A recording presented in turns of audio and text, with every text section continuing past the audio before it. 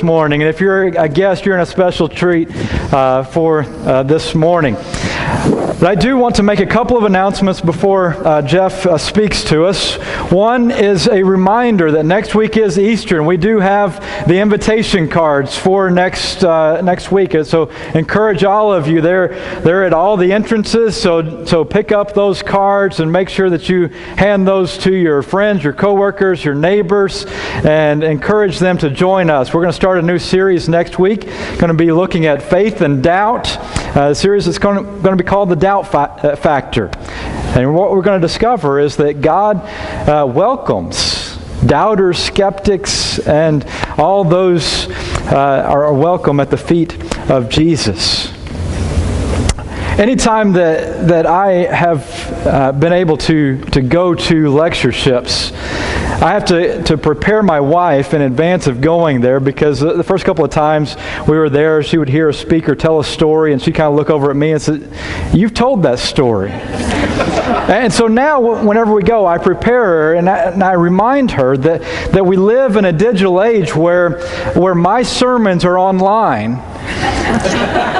And the only possible conclusion is that speaker has been listening to my sermons. And Jeff Walling has been listening to my sermons for the last 10 years. That's the only logical conclusion that I can come to. And he has been blessing thousands for longer than that with his message. And we are privileged to have him here with us. Jeff Walling, for the last 2 years? A year and a half. Year and a half, has been serving as the director of the Youth Leadership Initiative, a new movement or project that Pepperdine is starting, and he is already releasing some great tools for churches that we are going to be using, and churches across the nation are going to be using. And I'm sure he's going to share some more about that as well. But I'm pleased to have Jeff Walling with us, and we're going to be blessed by his message. Thank you. Thank you, Jeff, and I do appreciate the use of all those illustrations and outlines through the years. As the fella said when a preacher walked up after him and said, "Man, I'd like to use that story," he said, "Go ahead." The fella I stole it from said you could have it anytime you wanted it. So it is good to be here. I bring you greetings from Pepperdine University. If you, like me, are a guest who hasn't been here before or hasn't been here in a long, long time, I hope you've already seen that this is a group of folks who really believe that Jesus is the answer.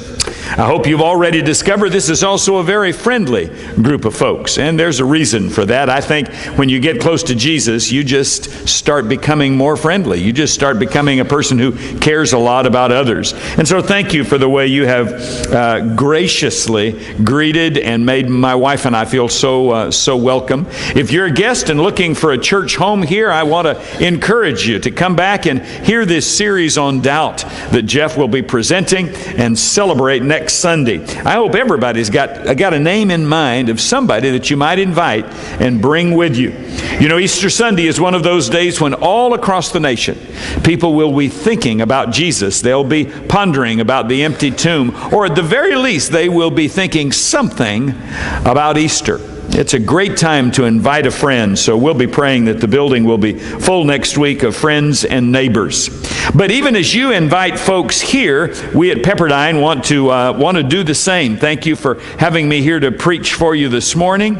Our Bible lectures are coming up soon. For those who may not have been, how many here have ever been to Pepperdine University? Just raise your hand. Great. How many of you have even ever been to Malibu? Have you been that far? How many will not raise your hand no matter what question I ask you? Thank you for the honesty, sir. Okay.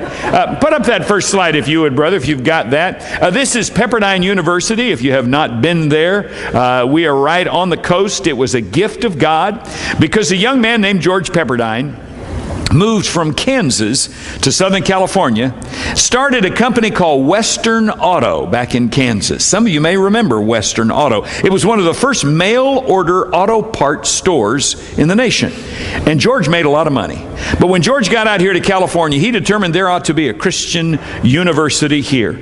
And so George said, I tell you what, we'll start it. And in 1937, we started with 14 students. Today, there are over 3,000 undergraduate students and nearly another 3,000 graduate students. We have 5 different campuses in California, including campuses down in Irvine and up in San Jose, in Los Angeles, as well as in the Westlake area. But our biggest campus is the Seaver campus, and this is where we host each year something called the Bible Lectures. It takes place in May, and we're excited this year. If you go to the next slide, our theme is Cruciformed, Living in the Light of the Jesus Story. N.T. Wright will be our opening night speaker. Some of you may have read N.T. Wright's work. He is a British writer who is, just one of the most read theologians, I think, maybe within our brotherhood. But I am as excited for the fact that another presenter at the lectures will be Ruby Bridges. Now, that name may not mean a lot to you, but when I described the picture of Ruby years ago, you'll immediately know who she is. You see, Ruby Bridges was painted in a picture by Norman Rockwell. It's a picture of a beautiful little African-American girl about that tall, wearing a bright yellow dress. She has her school books in hand, and she is walking towards the school. But in the picture, you see 2 federal marshals in front of her and 2 federal marshals behind her. Because Ruby Bridges was the little girl that first stepped across that integration line when the government of our nation finally said, this is wrong. And Ruby's mother prepared her. She said, when you get to that school, honey, there are people who are going to yell names at you. There are people who are going to yell things at you. And you just do this. You just pray, Father, forgive them, for they, what's the rest of that? Know not what they do. Ruby Bridges today, of course, is a grown woman and a wonderful believer in Jesus who will be talking about her story. Of course, there are preachers and teachers you've heard of from all across the country, folks like Don McLaughlin and, of course, our director, Mike Cope, Jonathan Storment, Chris Seidman. I myself will be teaching a Bible class. We have a class that is going to be on Wednesday in the afternoon, taught by a gentleman named Caleb Kaltenbach. Caleb preaches at a church over in the Simi Valley area. He's going to be addressing a very sensitive subject. Caleb was raised by a woman and a man. Well, his father and mother both, by the time he was 2 or 3 years old, decided that they were both gay. His mother had a lesbian partner. His father became a gay man. He ended up growing up with his mother. Grew up in that household, remembered walking in a gay pride parade in Kansas where people were, at one point, were shouting just cruel things. And he asked his mama, he's about 8 years old, who are those people? She said, those are Christians. They hate anybody who's not like them. Now that was his introduction to followers of Jesus Christ. As he went on in life, however, somebody in high school invited him to a Bible study. He ended up becoming a Christian, deciding he'd become a minister, chose to go to a Christian college, and when he called his mom and let her know, she said, don't come home. Kind of a funny reverse story, isn't it? He ends up becoming a minister. And finally, after the death of some of his family members, wrote a book called Messy Grace. The subtitle of the book is How to Have Compassion Without Compromise. And he's going to be presenting on how it is that we reach out to the LGBT community, how we reach out to those who have a very different view of sexuality, of what it means to be husband and wife than you and I do. But the challenge is, how do we love our neighbor as What's the rest of that? As we love ourselves, as Jesus called on us to do, without compromising what Scripture says. So there's a week long from Tuesday through Friday, presenters on all kinds of different topics. And the good news is that this year the Bible lectures, somebody said, is it $200? I said, no, you misread that. It's $20. It's just a $20 donation, quite frankly, but don't let that hold you back from coming. And if you can just come up for a day, come for a day. If you can stay for the 4 nights, you can stay on campus in one of those rooms that has an ocean view for $150, not per night, total. $150 for all 4 nights.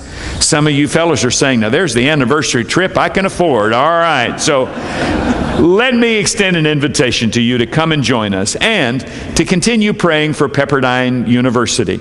Another project we've just released, Jeff, from the Youth Leadership Initiative is a junior high school aged online Christian leadership course. It's absolutely free. If you have a junior high student or a junior high grandchild or great-grandchild, may I encourage you. There are some flyers we'll have in the lobby to pick one of them up and encourage them to take this course, completely free, taught by professors and staff from Pepperdine University, and they can earn a certificate in Christian leadership from the university. We're starting a brand new Christian camp this summer.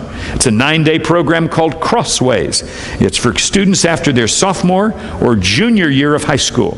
And the 9-day camp is a total of $100. And if they're recommended by a minister, it's only $50. And that's all their room and board. If you have interest in that, I'd be happy to answer questions for you afterwards. We can only take 96 students, and we would love to have some students from right here at Magnolia Center come and enjoy Crossways. We're going to shift gears for a moment and ask the question, how do you stay faithful over the long haul? If you have your Bibles with you, I'm going to ask you to open to Hebrews chapter 11. Hebrews chapter 11. Now, because my wife was a long-distance runner when she was in school, it was no great shock that later on, when she and her brothers wanted to honor her oldest brother, who passed away in his, we'll say he's in his 40s. Am I right, Kath? 39 years old. She and her other brothers decided that they would all prepare and run a marathon down in San Diego. And I was excited about it. I'd never been to a marathon in my life. Running 26.2 miles sounded like an intelligence test to me. That's what God made cars for, if you want to go 26.2 miles. Do we have any marathon runners in the audience? I'm just curious if anybody else here, or half marathon runners. Can anybody spell marathon that is here? We'll do it that way. All right. So I went down there. I don't know if you know this, but San Diego has a huge marathon. 45,000 people were running it the year my wife was there. And it was like being at the Olympics. People were asking me, Jeff, are you going to run it too? And I said, oh no. Somebody's got to be there to hold the water and say, go. And so that's what I did, and took a lot of pictures. Well, at the end of the marathon, there are huge bleachers. And as her brothers came by and as she came by, we were all cheering and hollering. And you know how you get kind of caught up in the excitement? And you start thinking, I bet I could do that. After the race was over, we all had dinner together. On the way home, I said, hey, Kath, do you think I could do that? And my wife lied to me.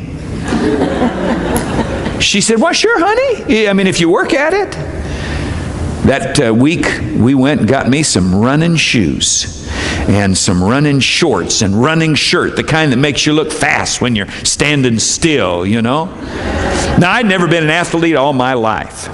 And so when on Wednesday evening, after we had a group that met at our house, and then we said, let's go over to the gym and let's run around the track. I was going to start my practice. Now, the track is just a third of a mile outdoor track. We got on that track, and she said, now let's take it easy. But she said, if we run 3 times around this, you've done a mile. If we run 6, you've done 2 miles. And I thought, oh, 2 miles is nothing. Here we go. Let's do it. So we took off. I have to say, it felt great for about the first 20 seconds or so. And then, Jeff, my lungs and my legs and my back, and I found myself, my body talking to me, saying, who do you think you are? Well, I made it one whole way around that track, which is a full third of a mile. which is longer than it sounds, I promise you. When you're 50 years old and you have not been taking good care of yourself, and by the time I made it around there, I was so frustrated and angry and ticked. I don't remember how far we went that night, but it was unpleasant. Just ask Catherine, she'll tell you. By the time we got in the car, I just thought, this is the dumbest thing. Who in the world would? And I said, how do you do it? And she said, sweetheart, you do it one step at a time. I thought that's pretty wise words. How do you stay faithful to Jesus for a whole lifetime? You do it what? One step at a time. How do you stay faithful in a marriage over 10, 20, 30, 50, 60 years? You do it just one step at a time, right? How do you stay godly as a man, as a woman? How do you live into your senior years with an attitude that is joyful and positive and following Jesus and loving others? You do it, say it with me, one step at a time. Which leads me to the book of Hebrews, the 11th chapter. You see, in the 11th chapter of Hebrews, God gives us these little quick synopses of some of His great heroes, and He shows us how to stay on mission every day, recognizing that all these folks just followed Him one step at a time. I got to call Hebrews chapter 11 the sizzle reel chapter because my son, who's in video, said at one point that a buddy of his got a job making sizzle reels. And I said, what's a sizzle reel? He said, well, if you watch any sports show, Dad, you've seen a bunch of them. Right before the commercial, they show you 3 or 4 seconds of what the best plays of that quarter was. And they do it in rapid succession. It's kind of a highlight. Y'all know what I'm talking about? The little music comes in, and for 2 or 3 seconds, there's the 3-point shot, or there's the long bomb. He said, a buddy of mine got the job to do that for Fox Sports, and he says, it's so cool because you sit at a console, and all through the period, you're going, ooh, that was good, so you pull that shot down. Ooh, that was good, you pull that video clip down. Because you can't make the decision of what's the most important one until 10 seconds before it's time to go on the air. Because if something happens at the last, you need to include it. So with 10 seconds to go, they clue him sizzle reel, and he starts pulling and putting, well, let's do, no, this one, yeah, that one. Put the music, 3, 2, 1. It renders and goes out over national television live. He said, doesn't that sound exciting? I said, that sounds like a stomach ache. Trying to make those decisions for national television. But then I read Hebrews 11, and I found that that's exactly what God does here. He boils down the lives of great Christian heroes to just a verse. Let's take a look at some of them. For instance, the scripture says, by faith Noah, chapter 11, verse 7, when warned about things not yet seen, in holy fear, can you all read kind of the 10 words up there with me out loud? In holy fear, built and to... So here he says the whole of Noah, which is 4 or 5 chapters in the book of Genesis, you can just put it in one verse, Reader's Digest version. There's the sizzle reel. What's the 3-point shot? Noah built an ark to save his family. Or Abraham. Abraham's story takes nearly 13 chapters in the book of Genesis, but here he sums it up in 3 verses. The first is, by faith Abraham, when called to go to a place he would later receive as his inheritance, obeyed and went, even though he what? Did not know where he was going. You could put that on a sampler for a lot of us when we drive. Just does not know where he is going. Only that's not what God's talking about here. He said Abraham did not know the end of the story, yet he trusted God anyway. Have you ever thought about that? God came to Abraham and said, leave your country, leave your people, go to a land that I will show you. Somebody walks out as Abraham is packing up his mule to go. Abraham, where are you going? He says, I have no idea. Well, how can you be going someplace you have no idea? God's going to show me. Well, how will you know when you get there? I guess God will say, stop. I'm just going to trust Him. I don't know about you, but if somebody says, hey, Jeff, get in the car with me. And I say, where are you going? They say, don't worry about it. Just get in the car. Does that make you uncomfortable? We've seen enough mafia movies that when the guy says, just get in the car, don't worry about it, he's not going to be around in the movie much longer, right? It's a matter of trust. It's a matter of being willing to say, okay, God, I don't know what's ahead, but I'm going to trust you anyway. Can you say that with me? I don't know what's ahead, but I'm going to... Well, this morning, I want to show you one little verse, and then the lesson is yours. This one little verse is the story of my mom's favorite Bible character. My mom's favorite Bible character was the 11th son of Jacob. Is that ringing any bells for some of you Bible class teachers? Jacob had 12 sons, right? This is Abraham's grandson. Abraham, Isaac, and Jacob. Jacob has 12 sons. Their names are Reuben, Simeon, Levi, Judah, Dan, Naphtali, Gad, Asher, Issachar, Zebulun. And then comes a kid whose name starts with J and it ends with Oseph. Does anybody know this kid's name? Take your time. Joseph, that's right. The famous Joseph. Joseph who becomes the Pharaoh's right-hand man. Joseph whose father gives him that coat. And how was the coat described in Scripture? It was a coat of what? Many colors. Oh, I remember my mom teaching this class, and she taught with flannel graph. Some of these little kids have no clue what flannel. It was early PowerPoint, all right? Flannel graph was a way that the teachers had of having these little pictures, and Joseph had a special coat that she would put on him. And that coat had all these colors on it.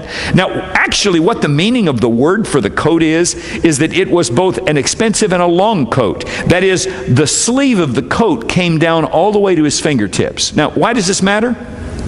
It's not a work coat. Now, if you live on a farm and Daddy comes out to the 12 brothers and he comes up to one of them and gives them a tux, you don't milk cows in a tux. You understand what I'm saying? All his brothers began to hate him because of this. It didn't help that Joseph had those crazy dreams, right? And he had the guts to come to breakfast and say, hey guys, think of this. The youngest brother saying to all the older ones, last night I dreamed you were all stars. And Daddy was the moon, Daddy was the sun, and Mama was the moon. And in my dream, you all bowed down to me. That's asking for a beat down, isn't it? Here is this little brother bragging about God giving him these dreams of superiority. His brothers grew so angry. What did they do? They wanted to kill him. Why, sure enough, they end up throwing him into a pit, arguing over who's going to kill him. One of them finally says, we can't do that. They sell him into slavery. He is sent off. Think about this. Can you imagine you at 16, 17 years old, grabbed up, sold into slavery, taken to a land where you didn't speak the language, taken all the way up into Egypt, and he is not going to see his family ever again, as far as he knows. Man, what a story. How do you sum that up? Oh, wait, the story's not over, is it? He gets up there to Egypt, gets bought by Potiphar, who is the head of the prison. And before you know it, Potiphar so trusts him that he makes him the head of his household. He goes from cleaning the prisons to overseeing the prisons. Only then he runs into Potiphar's wife. The Bible says Potiphar's wife. Notice that Joseph was a handsome and well-built man. I know many of the men in this church know what that burden is like, to be a handsome, well-built man that gets noticed, right? Joseph is just a teenager at this point, I believe, and here Potiphar's wife is saying, hey, good looking. What you got cooking? And what does Joseph do? Instead of being taken in by that flattery, instead of falling under the power of this woman who is a woman of position, who could do things to him that he did not want done because she has authority, Joseph said, no ma'am, no ma'am, I can't get involved with you. How could I do that to God? And how could I do that to your husband, my master? There's no way I could do that. Isn't that brave of a teenager to have that kind of courage? Oh, that's got to be the sizzle reel, doesn't it? That's got to be the moment. Only things get worse. She doesn't give up, does she? Remember what she does? One day she just thinks, I'll just grab the old boy. She grabs him by his coat. What would you do? Fellas, if you're 18 and some woman wants you so bad she just grabs your coat. I don't know about you, but I'm afraid at 18 I'd have said, she got my coat, Lord. I mean, I'm sorry, right? Only what does Joseph do? He leaves that coat in her hands and runs out of the house. Problem is, she's holding the coat up when her husband comes through the door at the end of the day and says, guess what your servant tried to do to me? She accuses Joseph of attacking her. And her husband seems to believe her. Joseph is thrown into the prison. He's no longer managing, he's a prisoner. Tough story, and yet he's faithful. He meets two men who used to work with Pharaoh. a baker and a cupbearer, both of them working with Pharaoh, providing him with food. They both have strange dreams, and Joseph interprets them. He says to the baker, "Oh, you're going to die." And he says to the cupbearer, "You're going to be returned to service." And both interpretations come true. As the cupbearer heads out to go be back with Pharaoh, Joseph says, "Remember me." And the cupbearer, of course, forgets. It's years later when Pharaoh has a dream, a strange dream. You remember the dream? 7 fat cows come up out of the Nile. And then 7 skinny cows come up out of the Nile. And the skinny cows eat the fat cows, but they do not gain any weight, which is the diet I've been looking for. I don't know about you. All the beef you want, right, and don't gain any weight. What a weird dream. And the cupbearer says, "Pharaoh, I know who can interpret it." And before you know it, Joseph is standing there in front of Pharaoh. Can you believe it? He goes from prisoner to standing before Pharaoh, interpreting his dream. And when he interprets it, the Pharaoh says, "Wow, 7 fat cows means 7 years of great harvest. 7 lean cows means 7 years of famine. And the 7 years of famine will consume all of the 7 years of harvest, and you'll run out of food and your people will die," Joseph says. And so the Pharaoh says, "Well, then you're going to be the one to make sure we save up the grain."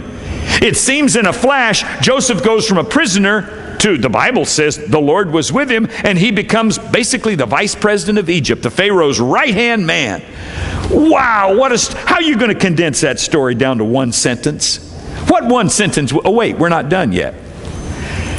Because when he's standing there overseeing all of the people coming asking for food, tell me who comes walking in to beg for food from the vice president of Egypt?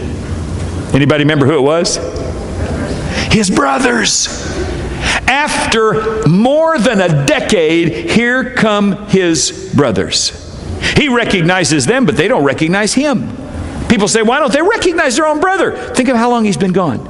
And the fact that he's now talking like an Egyptian. He's dressing like, he probably had the Egyptian makeup on, so he talked like an Egyptian and walked like an Egyptian. You know what I'm saying? And they had no idea that was their younger brother. But think about what it felt like to look down at these scoundrels who had ruined your life, and all you have to say is, prison, or even kill him, and it would have happened. But not Joseph. Do you remember the story? Joseph says, "Oh, what you intended for harm, God used for good." He forgave. Well, he yanked their chain a little bit with Benjamin and the cup and all that. But once he got the whole family there, he said, "Don't worry, I love you. Let's bring our father here." And the end of the story is Jacob coming to Egypt. The brothers are forgiven. The family is reunited. The lineage of Jesus is saved. Wow, what a story. Now you tell me what the most important line in the story is. His refusal to be engaged with Pharaoh's wife. His willingness to forgive his brothers. His faithfulness to God. What would you say? I was shocked when I read again what the Hebrew writer said about it. Here we go. By faith, Joseph, when his end was near, spoke about the exodus of the Israelites from Egypt and gave instructions concerning the burial of his bones. Who picked that? I mean, that's not the three-point shot, right? Who picked that part? I was so confused I had to go back to the book of Genesis and say, wait a minute, what is he talking about? Those lines come from the very end of the book of Genesis, in which it says Joseph stayed in Egypt along with his father's family and lived to be 110 years old. He bounced his great-great-grandchildren on his knee. That's Genesis 50 and verse 22. Then in verse 24, it says Joseph says to his brothers, now this is his last words. He says, I'm about to, well, he's 110, so he probably said, I'm about to die. But he says, God will surely come to your aid and take you up out of this land to the land he promised on oath to Abraham, Isaac, and Jacob. And Joseph made the Israelites swear on oath. Oh, sorry, go to the next screen if you would. He said, God will, can you read it with me? God will surely come to your aid, and then you must carry my bones up from this place. The rest of the book simply says, Joseph died and was buried in a coffin. In his bones, rather, his body was placed in a coffin in Egypt. End of the book of Genesis. And this, we need to end this sermon, because you're saying, I don't get this, Jeff. Why is this one thing so important? This is the key. It's the key to one step at a time living. You say, how is that the key? Back up one more time. Joseph's 110. He knows he's about to die. The most frightening thing for any of us is facing death. And Joseph calls his family together and he says, listen, there is a promised land. Why does he need to tell them that? Do you know how long they've lived there? They've lived long enough for children to be born in Egypt, who had children born in Egypt, who had children born in Egypt. They've lived there more than 90 years since Joseph brought them all up. I want you to ponder what it was like to have been so long away from your home, so long away from the promises of God, that you start thinking, this is as good as it gets. And Joseph said, no. No, no, no. Maybe some of the young ones were saying, if great-grandpa brings up the promised land thing again, I'm going to throw up. I'm so sick of him every time. Oh, we're going to the promised land, going to the promised land. Grandpa, give it up. Look around. It's not real. There is no promised land. There is no God. Would he do this to us if there was a God?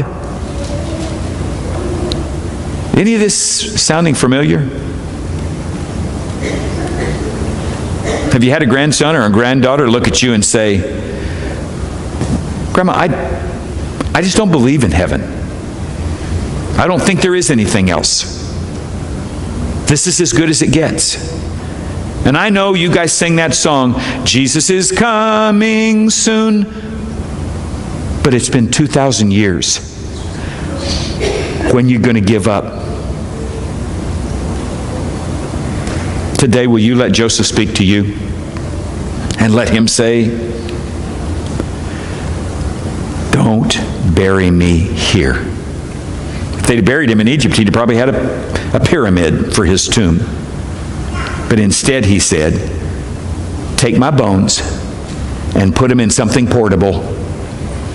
Put them in a rollerboard. Stick them in a backpack. Why, Grandpa? Why can't we just bury you like everybody else? I want you to have my bones in a backpack so when you leave here, you can take me to the promised land. That's going to be weird, Grandpa. People are going to say, what's in the backpack? My grandpa. Why do you have your grandpa in a backpack? He thinks we're leaving. I don't know. And he says, you swear, pinky swear, right? You swear to me. How often would they notice that backpack, that coffin? Guess what happened when Joseph dies? A Pharaoh comes on the scene that doesn't know him or his family. They're put into slavery. For years they cry out to God, and then God brings a man named Moses, and he delivers them through God's mighty hand. And guess what leaves Egypt with the children of Israel? A backpack full of bones. They take Joseph's bones, and today if you go to Israel, you can see where they're buried. Joseph said, you've got to look where you're going. Brothers and sisters, I leave you with a simple message this morning. This country needs Christ's church. But Christ's church needs to pick up our eyes and look where we're going. Because as we just sang, this world is not my home. I'm just passing through. Now, if you're like me, sometimes when I see it, it makes it easier for me to remember it. So if you'll let me take another 120 seconds, can I show you a visualization? And one of the young students was willing to come in and help me. What's your name, sweetheart? Kara, would you come here just for a quick minute? Kara, I'm going to ask you, if you would, to represent all of us. Would you just come stand right here, Kara? And I'm going to ask you to take this and hold this plate. And this plate, just grab it with 2 hands and put it right in front of your face, if you would. You got it? It's kind of heavy. All right. We're going to let this dot represent our earthly life, all right? You say, but that's not very much. Well, it isn't very much. Can I get a, oh yeah? You turn around twice. First you're this age and boom. Then all of a sudden you're thinking, what happened? How'd I get all those wrinkles, right? So we're going to start with thinking about our earthly life. But Kara, the good news is this isn't all that your life is. Your life isn't just 20 or 30 or 60 or even 100 years here. Let me show you the rest of it. God has a plan for you called eternity. Kara, I'm going to ask you if you would you grab a hold of that string? I'm going to wrap it around a couple times so you can really get a good hold. One more time. Sorry, here. Let's try it one more time. Here you go. Grab it. Now. Grab it tight. Don't let it slip out. You got it? Good. Now hold the plate with it. There you go. Hold on to that. This, Kara, represents, compared to this, if this is your whole life, this represents how long God is looking forward to you being with Him. In fact, Jeff, give me a hand, would you? Get out in the aisle there. You ready? Here it comes. Go. Sorry. That's a bad throw. It's a bad throw. My fault. Okay. Now what I want you to do is just hold that up high and go to the back of the auditorium, would you? Hold it up real high. Great. Whoops.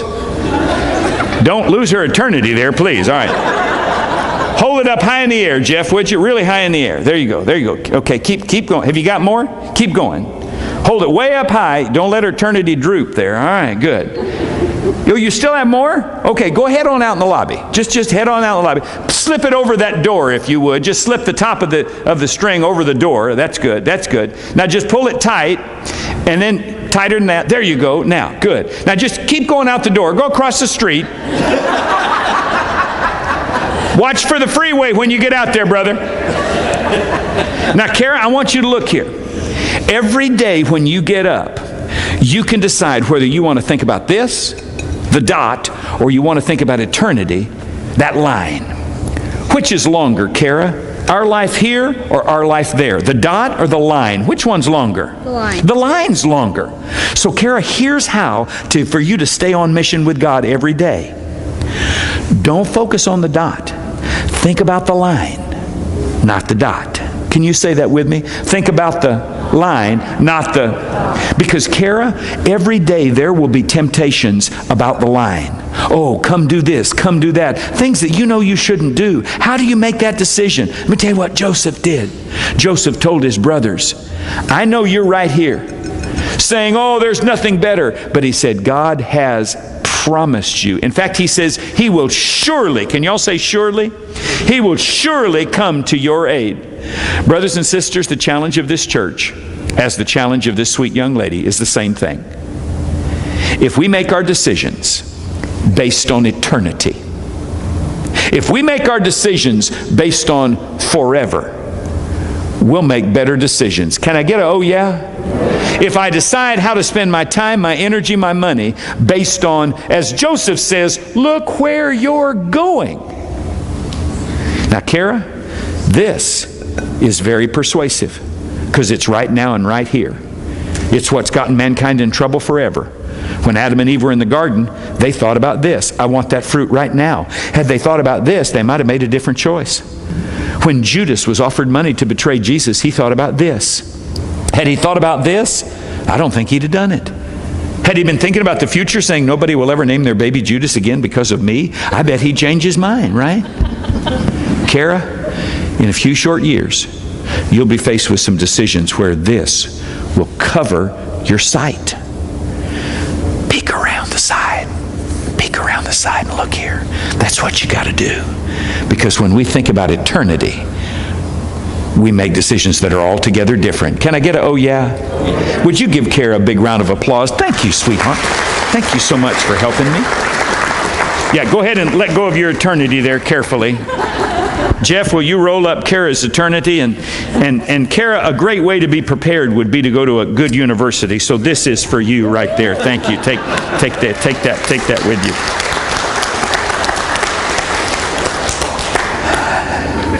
I was in the Chicago airport saw a businesswoman pulling a rollerboard walk square into a giant pillar. The pillar was wrapped in metal in one of the long hallways there. The woman was texting. She was walking, I shouldn't laugh, but it was funny. She was walking like this, giving it this, and man, she hit it head first. When she hit it, it rang like a bell. Everybody turned and looked.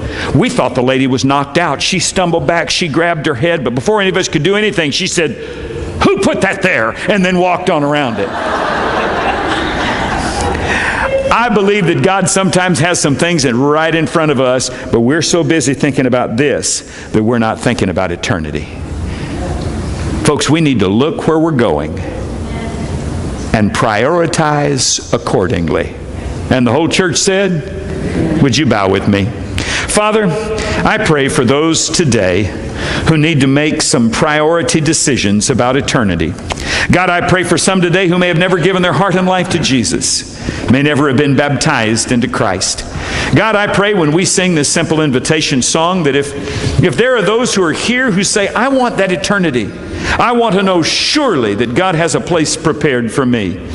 Oh, Father, we look forward to a place where there'll be no disease, where there'll be no prejudice, where there will be no terrorism. Father, we look forward to a place where we will be with the one we want, where we long to be, and that is by your side.